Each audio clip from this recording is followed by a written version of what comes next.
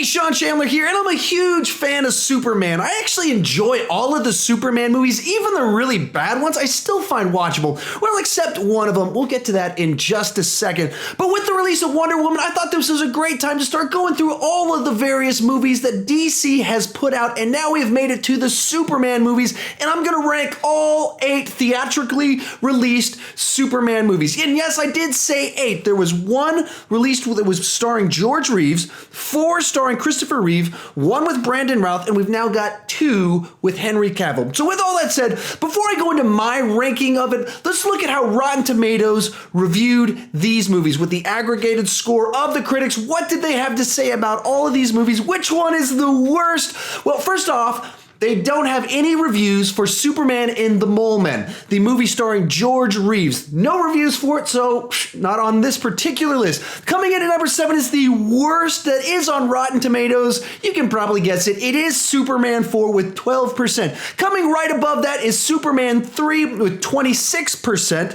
And then just from last year, Batman v Superman Dawn of Justice was 27%. Then there's a pretty big jump up for Man of Steel that's at 55%. Then a jump up again to Superman Returns, a movie that a lot of people have been pretty negative about over the last 10 years, but the original critics had it at 76% positive reviews. Then you got another jump up to that from there, and you get to Superman 2 with 89%, and then above that you got Superman, the motion picture, the original movie, at 93%. So that's Rotten Tomatoes, the aggregated score of the critics that have been recorded on the internet. That's how they rank the Superman movies. But before, once again, I go into my ranking of the Superman movies, go ahead and tell me your ranking down below in the comment section. I'm pretty sure that this is going to be an extremely diverse list of rankings down below for the simple fact of the matter of the original one of these movies came out 66 years ago. The main franchise in here of the Christopher Reeves movies started 40 years ago. And so there's gigantic age gaps as to which Superman is each generation's Superman. So I was born in 1981, so Christopher Reeves is my Superman. He'll always be my Superman. And I love Henry Cavill. I love what he's done with it. I actually like what Brandon Routh did with it. But Christopher Reeve is the one that I grew up with. So I have an extreme bias towards his movies, and it makes me be able to enjoy a couple of his movies that are not so good, even though maybe I shouldn't. But with all that said, go ahead and put your ranking down below and kind of put some context in that. If you grew up in the 80s and that's why you love Christopher Reeves, go ahead and tell me that. Or if you've never seen him and they just seem hokey, go ahead and tell me that too. You won't hurt my feelings.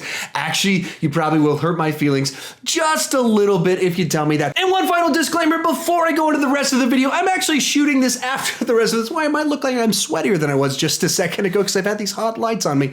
Well, this is a pretty long video. I'm really passionate about Superman, so I dig in pretty deep into some of these and the history and the behind the scenes stuff on it. If you just want to skip ahead to my quick thoughts on these ones, the time code will be down in the description below as to when it gets to a summarized version at the end of the episode where I try and wrap it up nice succinctly for you that might not want to hear me ramble on for 10 minutes on Superman 2.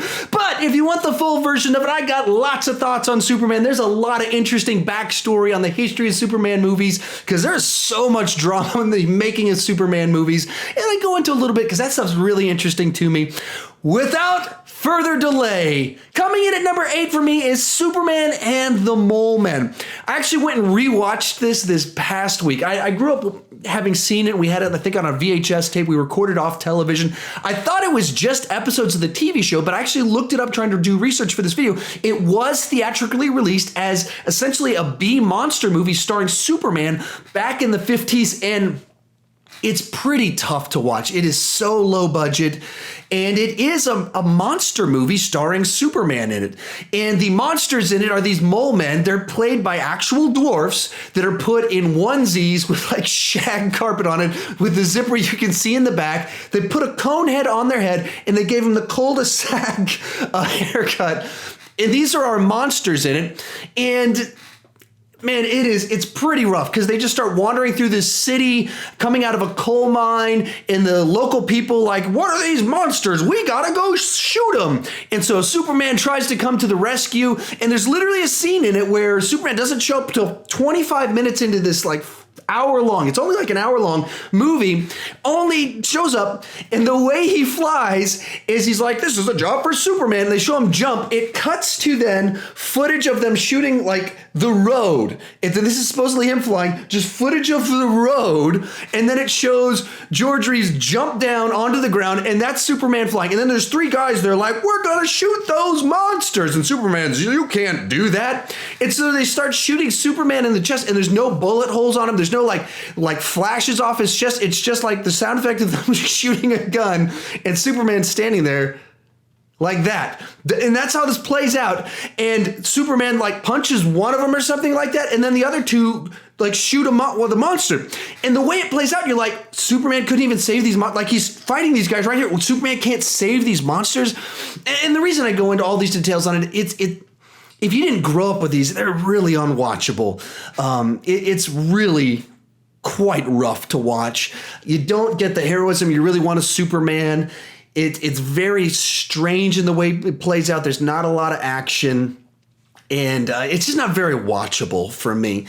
And of course, as we get into the movies above this, Superman 2 or 3 and 4, there's some rough patches in those too. But this one, I just can't watch it, where some of the ones above this on the list, they're actually watchable, even in their badness. So coming in at number 8 is Superman and the Mole Man. It's so bad, it's boring for me. It's not watchable. I give it like a 3 out of 10.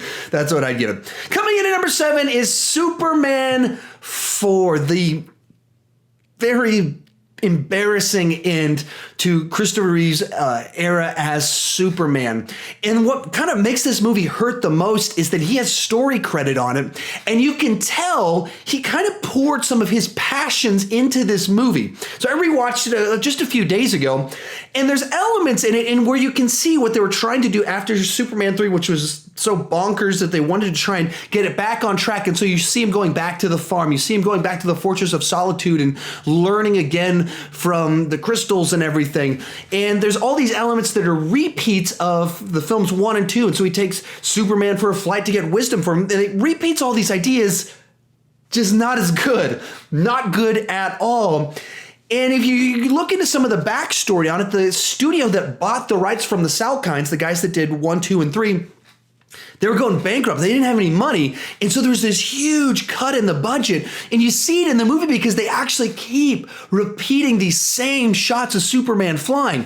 You look into the backstory of it, and there's like 20 minutes of footage, like a whole subplot about a first nuclear man showing up that was kind of wonky and messed up and kind of like bizarro Superman that didn't work. And then the one that's actually in the movie is the second one. They cut all of this out of the movie. And there's so many scenes in it that just don't fit together right because they cut so much out of the movie. The budget was so low that they were just reusing footage. Growing up, I actually had the storybook of it. Somewhere I actually have it. I probably should have tried to grab that. But I have the storybook of it, and it has all these pictures of it and scenes that were cut. And growing up, I didn't understand what that meant and how they're deleted scenes from movies. It was just like, what's this picture and why isn't it in my movie?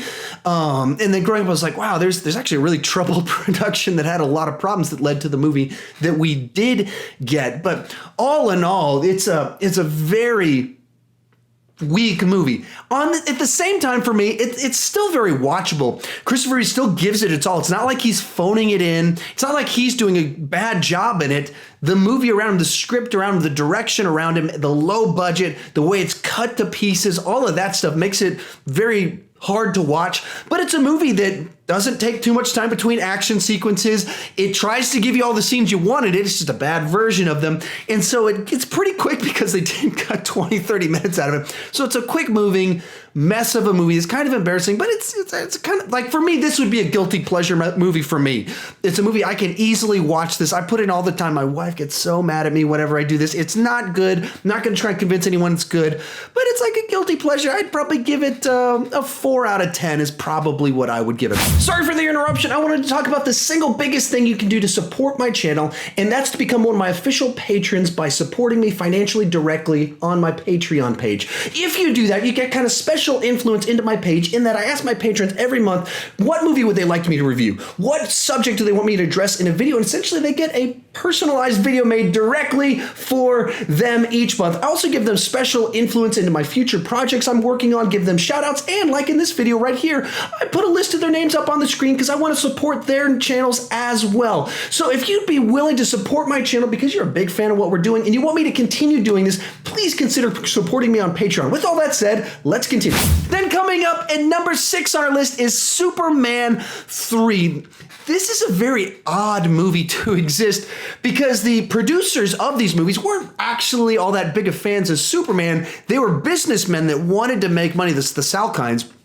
And they've cracked the code in making Superman, and they did brilliant stuff with 1 and 2, but during the production of the first film, they had so much conflict with Richard Donner that they kind of brought in one of their buddies, the guy that worked with them on the Three Musketeers movies, to direct it. And this guy is not American, no love for Superman, didn't grow up on Superman, so he directs Superman 2, which still was like, he took over directing it, so it still had all the touches of Richard Donner's love of Superman and all of the brilliance in the original kind of brain trust that they did with the original Superman and Superman 1 and 2, which were written together.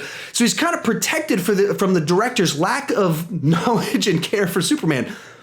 Superman 3 is this all-out bizarre movie made by a director that has no love of Superman. So it starts off and it's this slapstick sequence where there's people bumbling around in the streets of Metropolis and like getting stuck in a car as it fills up with water, and there's a blind guy that keeps doing this Mr. Magoo routine as Superman comes to the rescue. That's how this movie opens. It doesn't fit at all. It doesn't make any sense. But that was the sense of humor of the director of this movie. And so you watch it and it's so bizarre to watch this movie because it shouldn't exist. And then likewise, the very similar thing to this bizarre sense of humor is that they're like, who's a big star? Because like I said, they're businessmen that just want to make money. Who's the big star right now that people go out to see movies? Richard Pryor. Let's put Richard Pryor in this Superman movie. And so you watch through the movie and like there's his character, Gus Gorman, is this down on his luck guy that's just lazy and doesn't want to work. And then it turns out he's brilliant with computers, which once again, this is hilarious to see their understanding of hacking and being good at computers and how all of this works. When you see it in the movie, it's just hilarious now with all the knowledge that, people have now that it's not 1983. But looking back on it, it's just so silly. He's so miscast. And they're trying to infuse his humor into a movie and a universe that it just feels so out of place and it's so bizarre. At the same time, you could see where there were some good ideas in here of having like Superman be affected by bad kryptonite that makes synthetic kryptonite and it turns him into evil Superman. There's a cool scene in it where evil Superman, like inside of his head, battles good Superman at a junkyard. And so you kind of get two Supermans fighting each other. So there's some interest in that. They tried to do Brainiac at the end of it, and their current understanding of computers, not current as in 1983 current, computer stuff. And it's all corny and hokey, but you could see what they were going for. But all in all, a bizarre Superman movie, very out of touch with what a Superman movie should be, even in the early 80s. Even in the early 80s, so out of touch. With all that said, as just an early 80s movie, it's actually not too bad. It's not a poorly made movie like Superman 4 that's just kind of this train wreck of poor writing, poor construction, rehashing ideas. This is a new thing. It's a unique thing. They took a new spin on it. It's put together nicely. It's directed nicely for what it's going for. It just went for something really bizarre and weird. So I can't really say it's a good movie. And I grew up on it, so it's very watchable for me. Christopher Reeves is just such a special place in my heart, so I can, of course, always watch him in this role. But it's like a 5 out of 10 movie for me. And if you didn't grow up with it, if you didn't grow up with it and you watched this, born in 95 or something like this, and you watched it for the first time like a year ago, what did you think of it? I would love to hear your thoughts on it down in the comment section. What do you make of this one and Superman 4? Because understandably, these are weird movies of their time made by producers that wanted to be rich and cheap producers for number 4. So that's where we get it. Like I said, 5 out of 10 is what I would give it. It's very bizarre, not poorly made, but totally ill-conceived movie. And it is is nice actually in this one to see Annette O'Toole, who later went on to play Ma Kent in Smallville, in this movie as Lana Lang. So that's kind of cool, but not really. Oh yeah, and other last final statement about this not so great movie is that Lois Lane's not in it because the actress was just so mad about them firing Richard Donner at going into number 2 that she didn't want to come back for the third one, and that's why in like the opening scene of the movie, or like the second scene in the movie, she's like, I won tickets to go to the beach. And she disappears for the whole movie, which is hilarious that that's their excuse for how they did that. But yeah, that's Margot Kidder putting her foot down. Like, will not do this if it's not Richard Donner. I will not work with this man. And then she came back for 4, unfortunately, and was in that very bad movie. With all that said, let's move on our list to number 5 on my list. And that is going to be, for me, Superman Returns. And there's a big gap right here between Superman 3, 4, Superman and the Mole Men. Those I would say are bad movies or ill-conceived movies. And then for me, there's a pretty big jump going to Superman Returns. I actually like this movie. I enjoy it. But I totally understand how this movie didn't work for a lot of people. Right off the bat, I'll say I have no issues with Brandon Routh. I thought he did a good job in the movie in kind of being his own, but still playing the Christopher Reeve version of Superman. I thought that, Lois Lane's kind of miscast in this movie. She was an odd pick to go with that. But I very much appreciated the fact that they were trying to recapture that essence, that the nostalgia of Superman wanted to. And I think they captured that aspect of it very well. The problem is it was such a passion project and a nostalgia fest that it failed to realize that the comic book genre had grown so much since 1980. And so this movie just felt so out of place and out of time because Superman had been so radically changed in the comics, in television, in the cartoons, and then it's this huge throwback. So you even look at like Lois and Clark from the early 90s, and it had the modern era Lex Luthor, who's the savvy businessman that's known by the public, that's evil behind closed doors. And then likewise, Superman the Animated Series, the modern day Lex Luthor, kind of the quintessential version of the modern day Lex Luthor. Smallville, the modern day Lex Luthor. And so then this movie comes out and it's back to kind of this wacky guy that's doing real estate schemes, and it feels out of place and it feels very odd. Likewise, the storyline they went with Superman having a son, it just doesn't feel right. It makes him a deadbeat dad, and it has a number of ramifications to it that just don't feel all that great. But I don't want to sound like I don't like the movie because I really like it. That plane crash sequence might be my favorite Superman action sequence of all time. It's a phenomenal sequence, so well directed with tension. The special effects look really good. That's a really cool sequence. John Ottman's take on John Williams' music in it is taking an incredible score and doing something new with it and taking some of the pieces and doing something different and making something just as good and in some ways better than John Williams' original. And that's not to say that John Ottman's better than John Williams. That's to say that this guy had his whole lifetime to learn to make some improvements on an incredible score in just a couple places.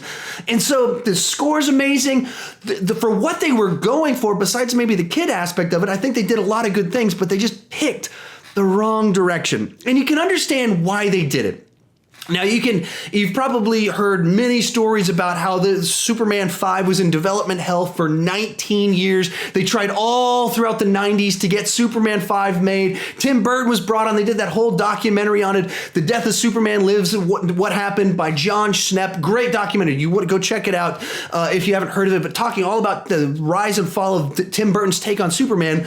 And they had so many different takes. There's even one that J.J. Abrams wrote it, and Mick G was the guy that worked on it. And after all this stuff failed, they went with, let's get the guy that kicked off the X-Men movies and let's do a very safe homage to the beloved Richard Donner version of Superman. And they did that, and it was just too late. This is a movie I really want to love, but have big problems with what they did with certain aspects of it. And every time I put it in, I go, yeah, this is kind of reminding me why I don't put this movie in very often. Coming in at number 4 on my list is Batman v Superman: Dawn of Justice. Now, this movie, very much so like Superman Returns, is such a mixed bag for me. Tons of things in this movie I really like about it, Unfortunately, very little of it has to do with Superman. Now, understandably, from the history of it, it seems like this started out as Man of Steel 2, and then they went, this is our time to put Batman in it. So they put Batman in it, and so then it turned into kind of two plots, and then they were like, let's put the Justice League build-up in it, and then it became Dawn of Justice, and because of that, Superman kind of gets drowned out of his own movie, and it's this movie, it kind of has like 5 plots to it, and you've got this Superman story all about the consequences of him showing up and the different perspectives of what would you do if there really was a man like this on Earth, and how would people actually respond? Very interesting questions. But when it gets drowned out then by all this other stuff with Batman's tracking him down, the Justice League showing up, and so many different things that we don't get to actually explore Superman enough to see the positive side to it. So in Batman v Superman, all you see is this moping Superman that saves people kind of like he's pulling a boat and frowning like, while it's cutting to newscasts and interviews of people being like, do we really need a Superman? Who's he to decide who lives and who dies? Like, this is a guy unilaterally making these decisions with this kind of power. This is dangerous. We don't need and we don't want this. And it just sucks the joy and the hope out of it because of Zack Snyder's kind of cynical take on mankind, heroes, and everything else that I just don't think fits with Superman. With all that said, I find this movie very enjoyable. I rewatch it probably once every 2 months or so. It came out like a year ago, and I've seen it like 6 times, I think. So I actually do enjoy it a lot more than most people, like my sister, who really doesn't like it for somewhat the reasons I just listed, the very bad characterizations of the characters. But some of the action sequences are great. Well, yeah, Zack Snyder's great with action sequences. The Batman stuff kind of redeems a lot of it for me. The Superman stuff, it's like a Superman movie where the life of Superman was choked out of him in the movie, or he was stabbed through the heart, metaphorically and literally in the movie, kind of all at once at the same time. And you get a movie that I like a lot of things about it, but as a Superman movie in particular, it really suffered. Coming in number 3 for me is Man of Steel. This is a movie that I both really enjoyed and was very frustrated with when I first saw it, because it is so different. Now, I, of course, grew up with Christopher Reeve's Superman, grew up even with Lois and Clark kind of Superman, and this one is very much a modern, cynical, post-Dark Knight take of Superman. You can tell that this was the brain craft of the brain trust that gave us the Dark Knight, in that it was Christopher Nolan and David Goyer as the people that came up with the story, proposed it, and made this movie happen. They were working on The Dark Knight Rises. David Goyer kind of like took a week off, and he's like, hey, I've got this idea for Superman. Calls up Christopher Nolan. Christopher Nolan goes, that's brilliant. Let's make that movie. He calls his studio buddies, and that's where the Man of Steel came from. And it really kind of shows. There's elements in the way the story's told, of kind of the flashbacks being intercut throughout it. Very Nolan-esque of storytelling that's non-linear. Also trying to come up with a grounded way of trying to describe things. That's also very, obviously it's very sci-fi in the way it's handled, but it kind of gives certain explanations for why Superman's able to do things, and tries to give a psychology to what's going on, and things like the Codex try to give an explanation, driving forces behind the actions and predestination and the themes kind of driving into all of it. So you can see where they're going from. As time's passed, I've learned to really appreciate this movie for what it is, and the shock of kind of the difference of it faded pretty quickly. I rewatched this movie quite a bit, and I'd probably rewatch it more if I wasn't rewatching all the other Superman movies, which kind of drives my wife a little bit nuts sometimes. But so for me, that's kind of how this movie kind of plays. I'm torn between some of the frustrations of it not giving me, I would have liked to have seen a modern take on more of the classic Superman tropes. It kind of abandons a lot of them. We don't get to see doofus Clark Kent. We see a brooding Clark Kent. There's not suffering, but he's trying to figure out his role on this earth and when to use and when not to use his powers, and discovering a lot of those things, which is not... It's an interesting story in and of itself. It's not necessarily the story I wanted when I watched it, and that's still, so much time's passed, that's still kind of my tension in watching this movie. But it's amazing to finally be in an era where Superman action is incredible.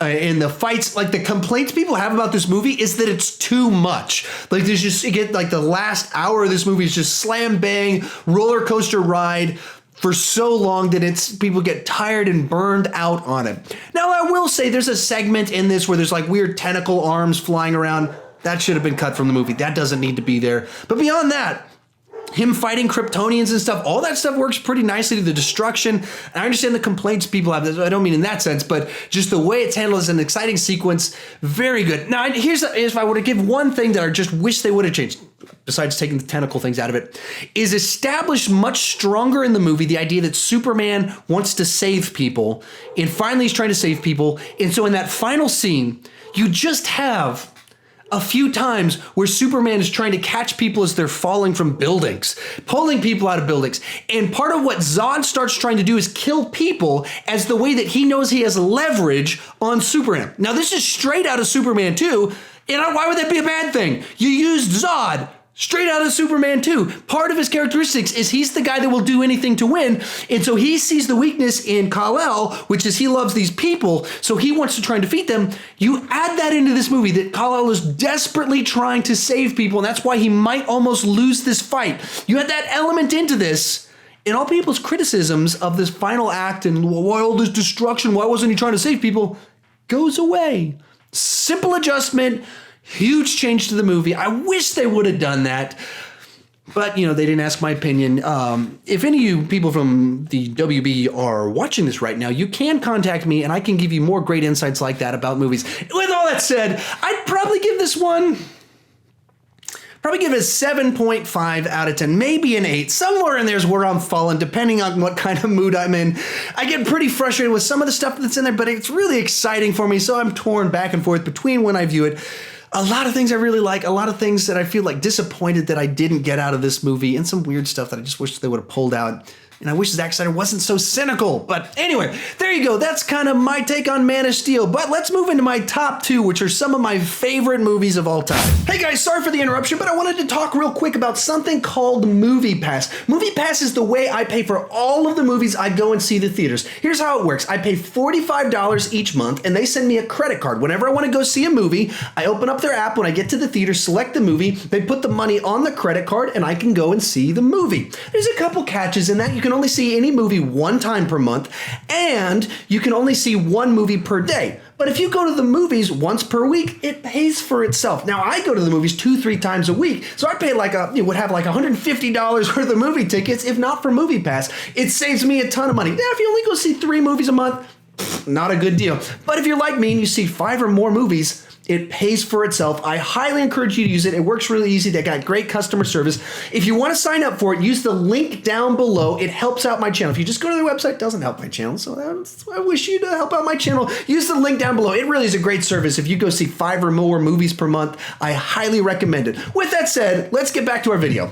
Coming in at number 2 is Superman 2. Now this, I'll say this up front if you were wondering, I would put at number 2 both the theatrical cut of Superman 2 and the Richard Donner cut of Superman 2. They're equal to me. I don't like one more than the other. If the Richard Donner cut was actually complete and an actual movie that he got to finish, I'm sure I'd put that one first.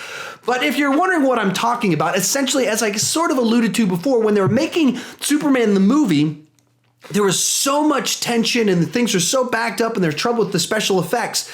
Oh, excuse me, backing up even before that. When they set out to make Superman 1 and 2, they wrote them all at the same time and set out to shoot both of them at the same time with Richard Donner directing both of them. It was very ambitious. We're going to kick it off. We're going to take this American modern day mythology and we're going to tell it in this huge, gigantic story. They got Mario Puzo, the writer of The Godfather, to come up with the story and work on the script, and they make this epic 2-part movie that they're shooting back to back, but because they started running over on budget, because there was so much tension on the set between the producers, the Salkinds, and Richard Donner, the director, they went, hey, well, we got some problems here, just finish the first one.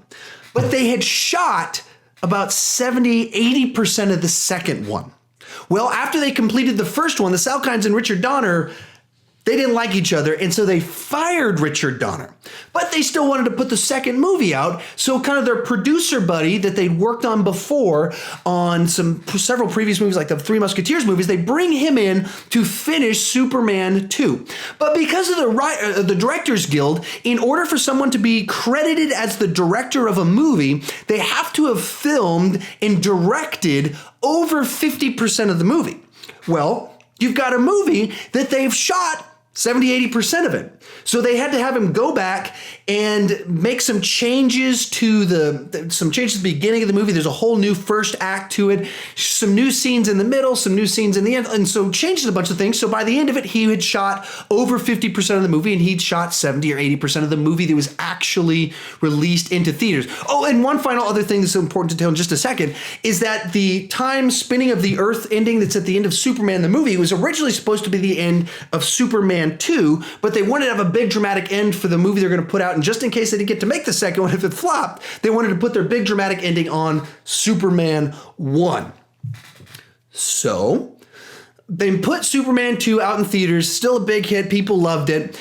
And then in the early 80s, when they put these movies on TV, what they would do is they put deleted scenes into it. And so when I was growing up, I saw this version of Superman 2 that had all these extra scenes in it that I didn't like. What are all these? I saw them growing up on my VHS tape, and then I saw the movie later somewhere else, and it didn't have scenes in it. I was like, what? I don't understand where these scenes went. Well, they were from Richard Donner's shoot that they scrapped. I'm sorry, giving a lot of details if this isn't your thing, but it's my thing, so I'm going to talk about whatever I want on my channel. And I'm talking about these movies.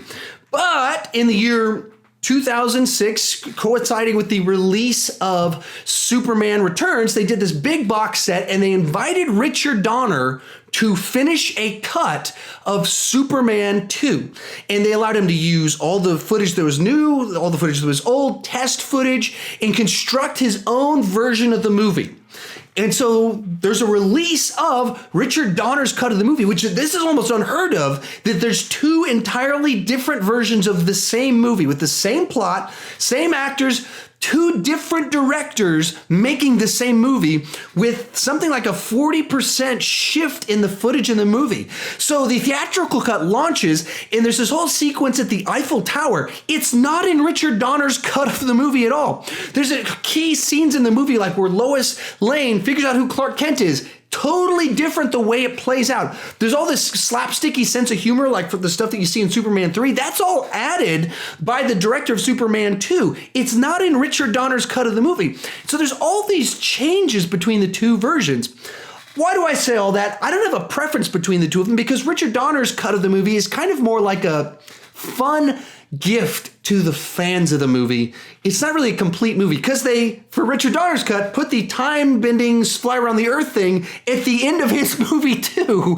And so if you watch Richard Donner's cut of the movie, then there's two Superman movies in a row where he turns back the earth to undo what happened, which makes a lot of sense at the end of Superman 2 where Zod has destroyed America, just like desecrated his own face onto Mount Rushmore. It makes sense that Superman would want to undo a lot of this damage, but it doesn't make any sense to have that as the end of two movies. And why do I say all this? This is a cool movie. I really like Superman 2. I debated having this as number one.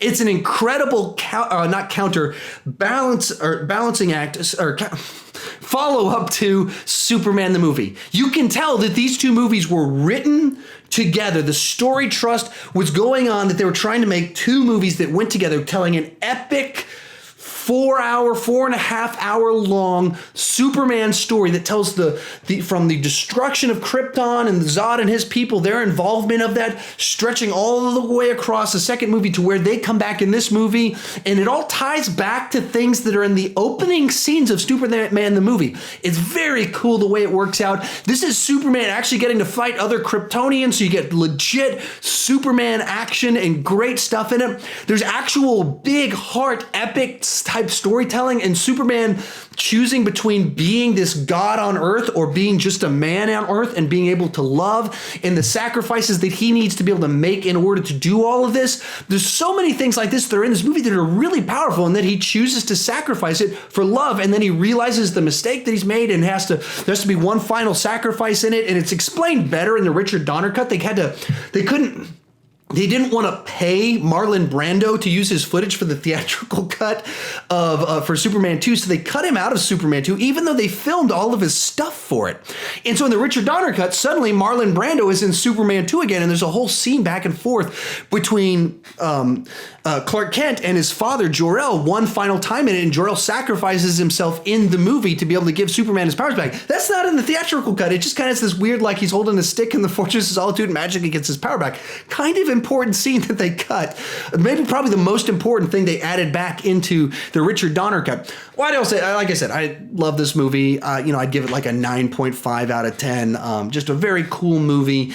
And the only reason that I have to pick between the two of them, and therefore one had to be on top, and I love my number one movie just a little bit more, which brings you to my number one pick, which is Superman the movie. This movie, directed by Richard Donner, invented the comic book movie. This whole craze of movies that we have right now that are everywhere, that are huge hits, they are the biggest box office draw right now.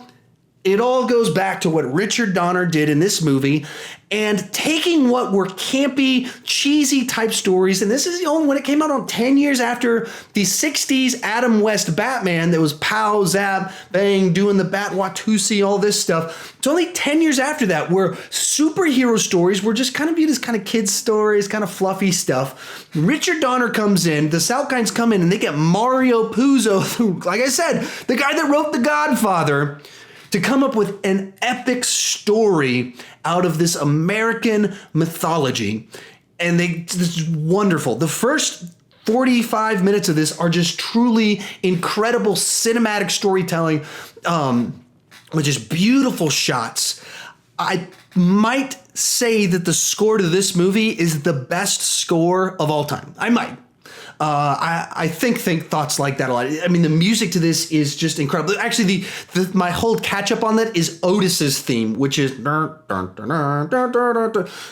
one I'm not so hot on. If that was something different, I probably would more safely say this is the best score of all time. And just these incredible scenes as it opens up as we go to Krypton with this music playing that's just so majestic as we go into this planet that's about to be destroyed, and the way that they're able to tell this story at a time when the special effects were just so limited. And if you look at the movies made before this, trying to find a comparable film to what they do in this movie, it does not exist, which is why there was so much drama, tension on the set. Why you didn't see things like this before. They invented this sort of idea. Like, they marketed it as "you'll believe a man can fly," because before it was a guy laying on a table while they, blew fans on his face and stuff like that.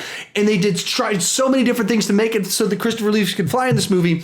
And if you watch it now, it of course looks dated. It of course does not hold up in many ways, but it's still just, for me that grew up with it, a lot of that stuff doesn't bother me at all.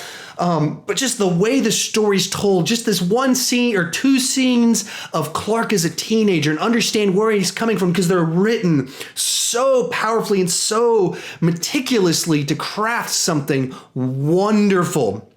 And not needing to say a bunch, not needing to show a lot, just enough to understand where he's coming from. Understanding why does he have this good boy heart, just this heart to him, and a moral code that he would be the great person that he is. And it doesn't take scenes, it takes a scene with Pa Kent, and you just get it instantly. And then we jump forward, and you get Christopher Reeves as Clark Kent and Superman, and they sell it. It doesn't make, it's a stupid idea that he puts glasses on and combs his hair and suddenly you believe he's this dopey guy. But the performance is so good. He's so doofusy and such an honest, sweet guy that you could believe that he would disappear as this kind of goofy kind of guy. And then you see him as Superman, who's just so big and imposing. Christopher Reeves was a big guy. Like, I even had some discussions here on YouTube and before about Henry Cavill's this big guy. Christopher Reeve probably is 4 or 5 inches taller than Henry Cavill, probably outweighed him by about 20 pounds. Now, we don't get shirtless scenes of him. We don't get the scene like him running out of the water like you get Henry Cavill. So, yeah, if you're wondering who's this big, bulky guy that has modern technology and stuff to make him look like that for all of this one scene, yes, Henry Cavill does get the better scene. But he just captures both the Clark Kent goofiness and just this larger than life hero that is altruistic, that uses his power for the good of the people around him. And this is the Superman that pulls cats out of trees and rescues them. But that happens right after a montage of him stopping criminals, catching a helicopter, falling off a building. He stops crime, he's saving lives, and he sees a cat in a tree, stops and pulls the cat out of the tree. That is the Superman of that era. That is the classic traditional Superman. Fully understand why we got a new Superman for the modern era. I don't expect Henry Cavill pulling cats out of the tree, and that's fine. But as the classic version of Superman, they nailed it. They got it right. For me, Richard Donner is one of the most underappreciated and underrated directors of all time. And he's very highly praised in many regards, but I don't think he's spoken of in the echelons the way he should be, because he invented the superhero genre, and then later he invented the buddy cop genre and did many other wonderful things. But this is a great movie. Even the third act where he's not punching people in the face and it's just him saving lives in natural disaster, it's handled really well. It's still an exciting sequence and done right, done the way you want it done. And it's a movie that, for me, I can see the age in it, but at the same time, it ages really well for me. It is a 40-year-old movie that it's just put together so well, crafted so nicely, and you can see it is a movie. It is one of the movies that transitioned film into the modern era, where you see movies before it and they feel like something different, and you see this movie, and this is kind of the start of blockbusters, and it's one of the movies that made that happen. This is a movie I guess I would probably go. This is a 10 out of 10 movie for me. I might actually give Superman 2 a 10 out of 10 too. But as for this context right now, I gotta pick sides. I gotta put someone on top. So that's the movie that comes out on top. Superman is my favorite Superman movie. So this has been a really long video where I've rambled on and on about a bunch of stuff that I get really passionate and excited about. So with that said, let's kind of run down this real quick. Coming in number 8 is Superman and the Mole Man. This is a cheap, low-budget 50s B-monster movie with Superman in it, and it's not watchable at all. It is so bad, it is boring. Check out the first 15 minutes just to see how bad it is, but you'll not want to continue watching. Coming in number 7 is Superman 4. This is a really bad movie that had a low budget, where they reused footage, which had a chopped up story that wasn't very good in the first place. Tried really hard, and it feels really bad, and it ended on Superman 4 and on such a whimper for Christopher Reeves era. But it's actually pretty watchable for me. This is a guilty pleasure for me. Coming in number 6 is Superman 3. Also another guilty pleasure for me. Weird movie. Not such a bad 80s bizarro comic booky Richard Pryor comedy, but as a Superman movie, what on earth were these crazy people thinking other than let's print money? And that's what they were thinking. That's how we got this bizarre, strange movie. Coming in number 5 is Superman Returns, a movie I really wanted to love. I just can't love it as much as I want to. It's long. It gets boring at times. It's from the wrong era, playing homage and nostalgia games instead of giving us a movie that we really need in the 21st century. And so it's not as good as it should be for that reason. And there's this all odd thing about Superman's son and Lex Luthor being a very outdated version of Superman that makes it kind of a pretty big disappointment. While there's still some great stuff in there and I want to love it, I just can't. Coming in number 4 is Batman v Superman: Dawn of Justice. It's a Superman movie where the life of Superman is choked out of him and he is crushed out of his own story, pushed out by Batman, Wonder Woman, the Dawn of Justice, and all sorts of other things. And it's also a very cynical, weird deconstruction of Superman that kind of makes it a very bad Superman movie, but it's just kind of a movie. I kind of like it and probably watch it quite a bit. So it's enjoyable, not a very good Superman movie. Coming number 3 is Man of Steel, a very 21st century Zack Snyder and Christopher Nolan and David Goyer weird take on Superman that in its own thing I think is quite enjoyable. Once again, as a Superman story, leaves something to be desired. Coming to number 2 is Superman 2, both Richard Donner cut and the theatrical cut. This is an incredible follow-up to Superman the movie. I'm so happy that both these versions of it exist, and that a movie like this that can be made, that was created side by side with its predecessor by the guy that did The Godfather, Mario Puzo, that gave us this incredible sequel that builds so wonderfully out of the first film and gives us what the first movie didn't give us, which is Superman punching people in the face. And that brings us to number 1 on the list, Superman by Richard Donner, an incredible movie, an epic movie. And I say epic in the proper sense in that it has worlds being blown to pieces. A very Jesus-y metaphor of the father sacrificing himself to save the son and sending his son to the earth to be the savior of mankind. And it somehow works out in this movie. It is a really cool movie. I understand if you're young, like if it doesn't age well for you. I understand if you feels too corny and too 70s for you. I get it. For me, this is Superman. This is the one I grew up with. This is nearly a perfect movie for me. Other than that Otis theme score, it's a great movie, and that's why it's number 1 on my list. With all that said, once again, give me your list down in the comment section down below. If you're new to my channel, please consider clicking that subscribe button.